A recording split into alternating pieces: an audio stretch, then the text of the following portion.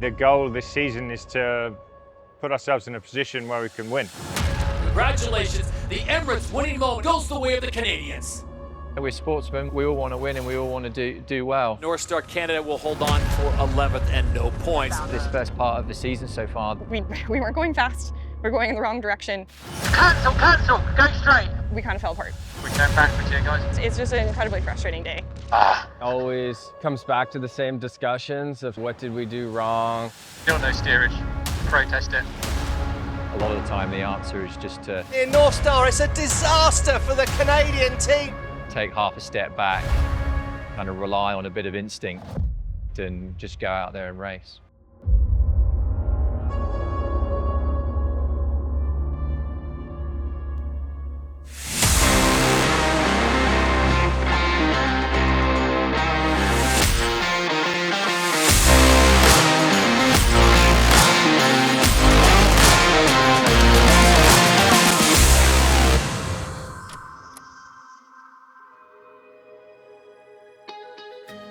Obviously, last season was super highs, super lows The for us. Emirates winning moment goes the way of NorthStar Canada. Last season we were certainly got on that roller coaster. Oh, that was a day. As a team, we thought that when we were winning, we were 100% deserved to be there. That was, that was it. We were done. We're a top team, and then when the form wasn't there, it was pretty difficult to manage. So I think we've got to be realistic with where we're at. It's kind of hard to know what to expect coming into a new season. In the off season, we did so much work on everybody kind of owning their areas, defining who we are as a team a little bit better. We really wanted to roll into this season with a mindset on growth and development, progression. Obviously we want results, we want wins, we want to move up the leaderboard. Just look to evolve throughout the season. I think we had a lot of hope and positivity kind of entering into the season of the potential that we have, like each individual and then as a team together. I mean, you got, teams get new jerseys, teams get a new look. We had that half white maple leaf on a red boat for 3 seasons. Then it was time for a new look. 3, 2, 2.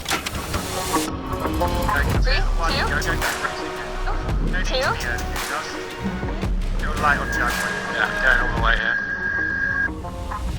Maybe it'll become more attractive to sponsors, and it's about creating that unattractive look for people to be like, oh, that boat is cool. I think we nailed it this season with the black and red.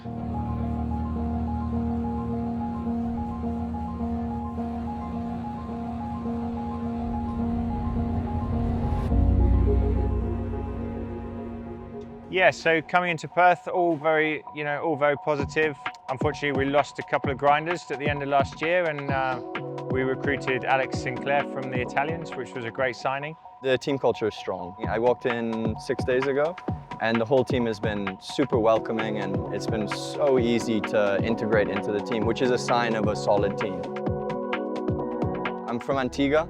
There's a big industry of sailing in Antigua, in the harbor that I grew up in, and so I started very early there, and that just took me through the racing circuit.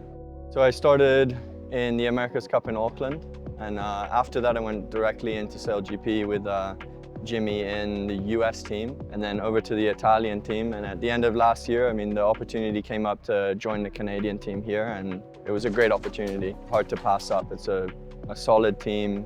So know Alex really well. He's a very, very strong grinder. So yeah, and a great character on board, brings a lot of positive energy and a lot of good experience to the race.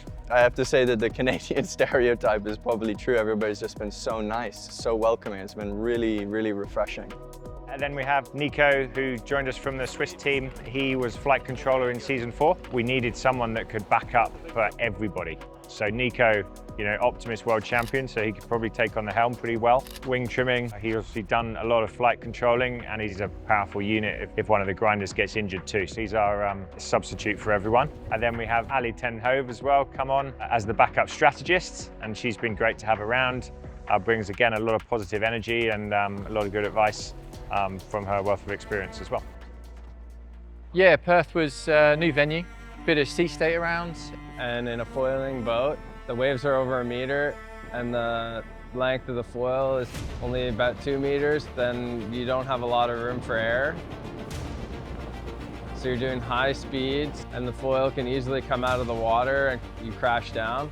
So it becomes really challenging and on edge for the crew to be like at their complete A game.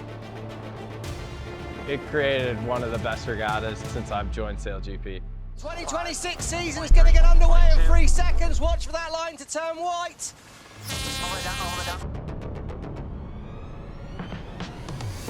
I mean, the big difference this season obviously is we've got 13 boats now. The race courses are still the same size. Really makes it challenging if you don't have that good start. There's a lot of traffic out there. Canada are the first to turn away. They've got clear wind. I think this is a good move by NorthStar Canada. The fleet arrives at the bottom gate and everyone has to filter through what is quite a small gate. And yeah, there was a lot of carnage. Flying Roos opting for the left-hand side of the course and a big crash in the middle. Oh, massive misjudgment there by the black foils. You know, it's put some extra congestion on the race course. But the other thing is the teams that weren't doing so well last year, they've really got better. So actually we are in a position where any team can win the race. Rolex pole predictor sits on top of the Canadians. The team's feeling good, fired up, and starting well, so excited. NorthStar Canada, classic example. They're, you know, a bit out of phase, and then suddenly you start losing distance, losing places. So 3 really solid starts. We've been working a lot on those in the off season, so feeling super positive about that. Left a lot of points on the course. Feeling pretty good about the day, but lots of lessons to learn. Wind is strong. I honestly believe we'll have one of the windiest days in SailGP ever. go, go, go, go, go! Seriously hot towards Mark 1. Can they roll over the top from there? You know, the leeward marks, we didn't really have a chance to build because there was boats in front, and then we kind of get sandwiched on both sides. Okay, we're gonna have to give room here. Next block when you want it. Yeah. Okay, working down now. Okay, yours. Hi. A bit down. Turning up in 3, 2, 1. Denmark are entitled to room. Artemis have got to keep clear of everyone. They'll probably split away here. No, they don't. Emirates GBR split. Wow, it's tight in the pack. Out in front, Giles Scott and NorthStar Canada. And so for NorthStar, amazing last race. But congratulations, the Emirates winning moment in the final fleet race here in Perth goes the way of the Canadians. Again, 3 really good starts, which obviously was something we'd worked on quite a lot in the off season. So that was really pleasing.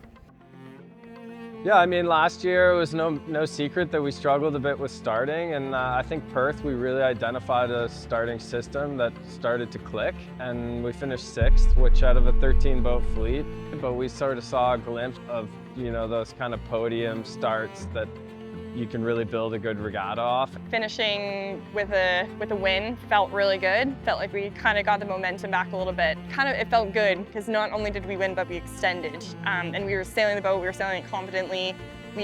Our communication on board was really dialed. So just having that kind of in our pocket heading into Auckland was really strong.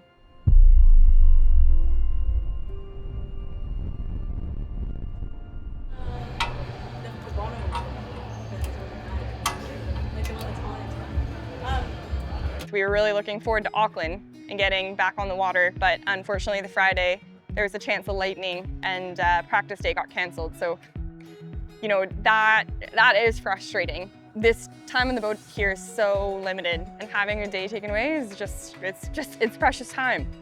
Would have been nice to go training yesterday, but wasn't to be. Out of our control, that one. But one thing's for sure is that massive grandstand's going to come into play. It's going to create a massive wind shadow, I think. Yeah, plenty to get our heads around in the 20 minutes before racing. You know, it doesn't take away from the fact that we struggle as a team when we don't have time on the water, and that was really evident. Trickling back into position. Copy that. Only 1 minute to go here, Giles. And working up now. Racing. Negative. We're testing Artemis there. Yeah. Yeah, and then Saturday was one of my most frustrating days I've had on SailGP, to be honest. Keep driving, Giles. Yours. There was one manoeuvre, especially in the first race, where as I jumped into the cockpit, I then kicked my wing control panel off. Fuck, what's that, guys? Help! Which then means popping the wing and changing the camber and all that stuff.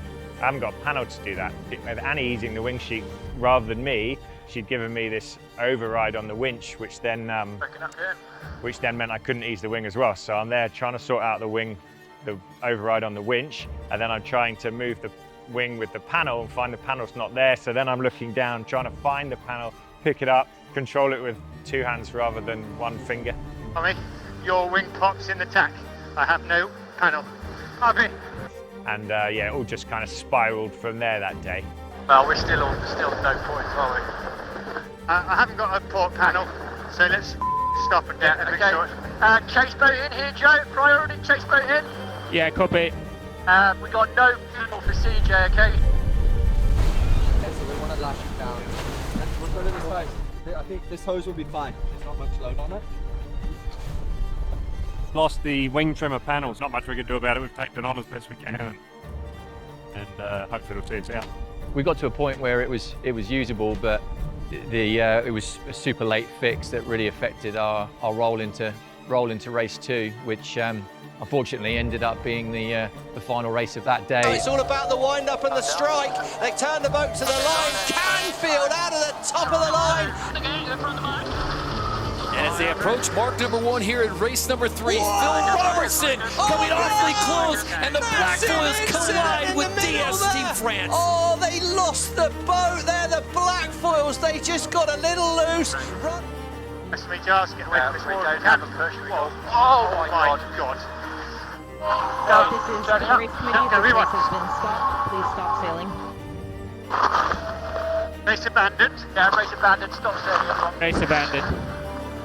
Hey Joe, is everyone okay on the New Zealand boat?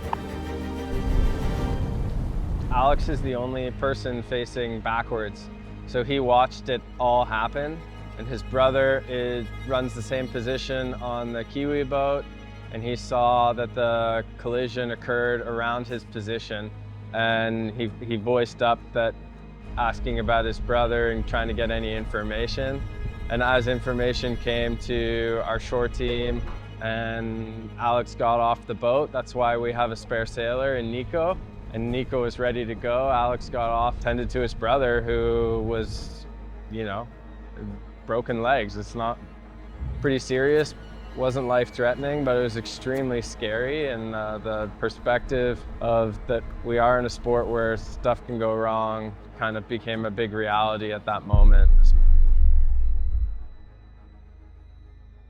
So for the first time in SailGP history, we will have a new format for Super Sunday. We will be going with split fleet racing. In the split fleet groups today, the teams score points with their group. 5 points for first, 4 for second, 3 for third, 2 for fourth, 1 for fifth, and there's none if you finish any lower than that. Point system day 2 was complete and utter BS, in my opinion. It made it basically impossible for us to make the finals, be in the conversation or anything. Going onto the water and having that as the last piece of news you get, for me, was incredibly frustrating. Now NorthStar winding up. Germany, Deutsche Bank are coming through hot. Oh, what a start! Plenty of boat speed out there, and I think as a team, when it's windy, we're very capable of handling the F50, and I think we showed that on that Sunday. To follow here, left turn, early jibe coming for both these boats. Tricky manoeuvre. Look at all the wing. NorthStar Canada, they went over 100. Oh, that was so fast. Yeah, I mean, they're extremely complex boats to go fast, and putting it all together is hard. But NorthStar are going to be a lot faster. Could be a slow manoeuvre for Emirates GBR and a trailer park round the outside for NorthStar. Let's see how this next 30 seconds plays out. Matching wits are 2 Olympic gold medalists. Dylan Fletcher on the left side, Emirates GBR, and you've got Giles Scott of NorthStar Canada. Here we go. It takes 6 people to sail an F50, and everyone plays their role in that. Certainly, the way that it's framed, the drivers are the focal point of the teams, and they're the leaders, but every role is super critical on board, and to be successful, everybody's got to be on their A game. They've got a NorthStar, they've accelerated, but they've got to stay out the back here. Great work by Giles Scott, 2 masters trying to milk it across the finish line. Chemistry between the people, how you work together off the water, is super important for having a, the well-oiled machine and being able to sail something as challenging as the F50.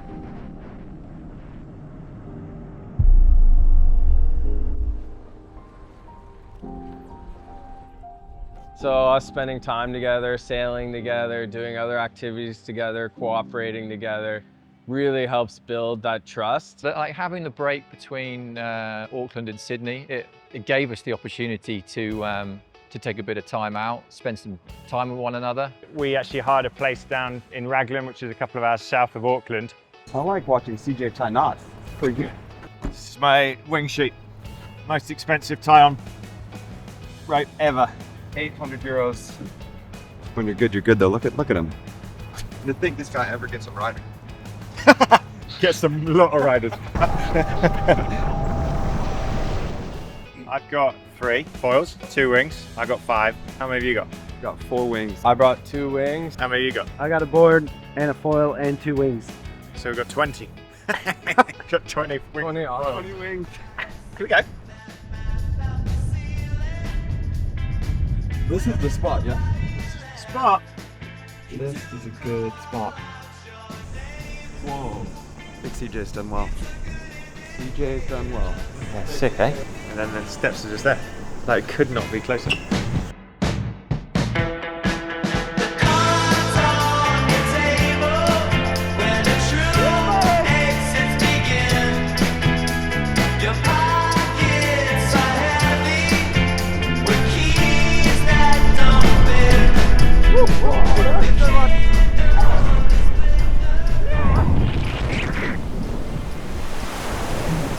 I have never had more waves on my head in my whole life. I reckon I took 50 in a row. We had 15 minutes of the greatest winging ever, followed by an hour and a half of the worst pounding I've ever had in my life. Followed by a half-hour walk of shame on a beach. Yeah. And a swim across a river. But I had my water speed app on. No, I wasn't at all helpful. Do you know what? You provided emotional support. Hello. Oh, hello, mate. I'm sorry. I bunged your wing up a bit. You guys okay? Yeah. I was panicked because you were taking the ultimate pounding, and my wing was like deflated, and I was like, if I fall one more time, I'm done. Glad you guys are okay. Survived. Day 1. Most importantly, nobody died. But that's where we were having our lovely time. You fell right there. Having fun, having fun, having fun. Not fun, not fun, not fun, not fun, not fun, not fun, not fun, not fun. 4 knots. Yeah, I got 4 knots there. You must have caught a wave there. Oh, I've got 6 knots.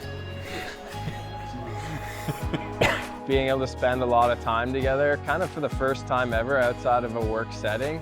We were just having a great time, and it was a really great team bonding experience. I came down for a visit for a couple of days. Do something with a bit of pressure off was super cool. We're just about to go for a nice wing session. Should be fun. What does Billy always say? Go fast, turn left. Oh no, grip it and rip it.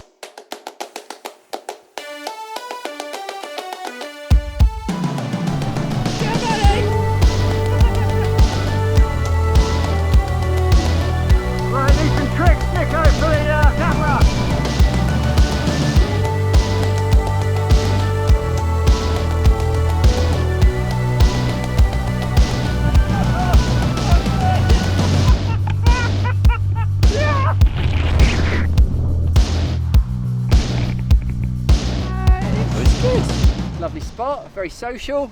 Tom's like, come out to the waves, and I'm like, I just want to do a jibe. Yeah. I think certainly the team enjoyed the time off, and it was great to spend time with one another and yeah, just take the pressure off a bit. You know, it felt like a really good team building kind of week, and we also got to go wing foiling every day for a week, which was awesome. Till Sydney. Right. Au revoir. See you, Giles. See you next Tuesday. Bye, mate. Have fun, guys. See ya. Thanks for coming. Thanks for having me. I do kind of feel like we all know each other a little bit better, and you know, there's a few more jokes around, and it's a nice environment. To be able to carry that forward into the trust and chemistry that we can find on the boat. Yeah, we have to knuckle down and perform. Yeah, it's disappointing when the weather isn't classic Sydney. We have this weird easterly breeze, which is kind of between the two predominant breezes, and it's not very strong. It's going to be about hitting the boat, foiling fast when the gun goes. NorthStar well positioned. Who's got the timing right? Slingsby dives through the middle. Go. Negative. Racing. Hold, isn't it? Plenty of breeze coming, left shift expecting. Yeah, it was kind of weird because there were certain ports where we felt pretty on it, and it's like kind of a game of snakes and ladders where we just kept landing on snakes. He's talking about keeping the boat fast, and I think the key to doing well out there on a day like this is keep the boat speed high. If you're going fast, you've got options. 2, 1, need room. Process it. Yeah. Let's go straight. Go straight here, following the pit. That marked by the Bonds Flying Ruse, and now a late change at the last second. Los Gallos Spain, now they're in the mix with NorthStar Canada and Emirates GBR. I should go. Breeze direction, top. Good angle. Just everywhere we went, it felt like the wind would just die there. So we just got that a little bit wrong and didn't really adapt through the day very well. Every team has those days, and it feels like we've had a few of those days, but that one was pretty on another level. NorthStar Canada will hold on for 11th and no points. But the consistency is not. That's kind of that's what we've seen over the last year. There's no glaringly obvious pinpoint. It's this. It's Canada dived inside Switzerland. Switzerland first on the foils, but they're fighting over the final point up for grabs here. Every single point matters on Saturday. Well, that could have gone better. Yeah, I mean, yesterday was a complete shocker. We went backwards all day, and that is not good enough. You know, we've identified a few things. We were obviously not sailing the boat fast enough. You know, concentrating on trying to sail less distance, which doesn't materialize when you're in these boats. You've got to sail fast to sail less distance. Yeah, there's been some long, hard conversations overnight and try and pick up some points because we are a long way behind. Rolex pole predictor at the moment 6 on NorthStar. I don't see how they're going to get in from there. Up. Down at the bottom of the line here, NorthStar. It's a disaster for the Canadian team. Another tough race for Giles Scott and that talented team on NorthStar Canada as they cross the lines. I think we're at a bit of a critical point here as a team. I don't know if that's taking 2 steps back before we take a step forward, but what I do know is that we have a lot to answer to. We have a lot to answer to everybody back home. We have a lot to answer to ourselves. We're not living up to our potential, and it's just something we're gonna have to take a long look in the mirror and figure out, because I'm not here to be in last. Clear start, great speed. NorthStar Canada coming through fast. They might manage to jump out. It is Red Bull Italy in second, NorthStar Canada, and then the US SailGP Team in fourth. Keep the H1 here. Coasting into the finish here. Back one down if you want. And G in front. Nice, guys. we need to accept where we're at. The results aren't where we want them to be, but as a group, we've got to be super resilient through this period. That being said, as a crew, we stayed very calm. You know, it would have been very easy to get shouty and get annoyed with each other. And the one other positive is our starting processes are good. You know, we do seem like we've made steps forward in our starting. But I think now we've got to really knuckle down on making sure that we are the fastest boat and doing the best maneuvers, which we used to do. And I think some of the focus has gone away from that, and we've got to get that back. Sydney 26, one to forget. Okay, going. Which was the worst Sydney? Sydney 24 or Sydney 26? 24 was when we missed an entire day because our boat broke down. Sydney's not a friendly place to us. And it's a tough one to manage, but for everyone in the team to manage mentally. And you just need to lock into processes. We're all good sailors. We're all moving in the, you know, we all know what we should be doing and how to win races. But the reality is the consistency hasn't been there of late, and we need to come together as a unit and you know, start operating as one on the water.